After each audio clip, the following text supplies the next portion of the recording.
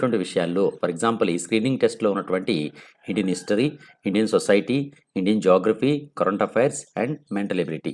ఈ 5 అంశాల్లో తప్పనిసరిగా మనం చూసుకోవాల్సినటువంటి అంశాల గురించి ఒక్కొక్క దాని గురించి ఒక వీడియో చేయాలని నేను అనుకుంటున్నాను. ఇది జస్ట్ ఒక 5 నిమిషాలు మాత్రమే చూసి ఈ అంశాలను మీరు చదివారా లేదా? ఒకవేళ చదవకపోతే ఇమ్మీడియేట్‌గా వాటి గురించి తెలుసుకోండి. దాని ద్వారా మీరు అత్యధికమైనటువంటి స్కోర్‌ని సాధించే అవకాశం ఉంటుంది. మొట్టమొదట మనం ఇండియన్ హిస్టరీ గురించి చూద్దాం. ఇండియన్ హిస్టరీలో మొట్టమొదట మనం 3 పార్ట్స్ మనకు ఆల్రెడీ తెలిసిందే. Ancient India, medieval India and modern India. First మన ఏన్షియంట్ ఇండియాలో మొట్టమొదటి అంశం ఇండస్ వ్యాలీ సివిలైజేషన్ అంటే సింధు నాగరికత.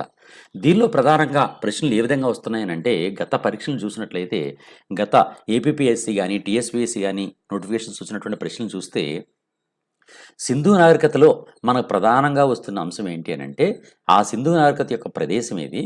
ప్రస్తుతం ఆ ప్రదేశం ఎక్కడుంది?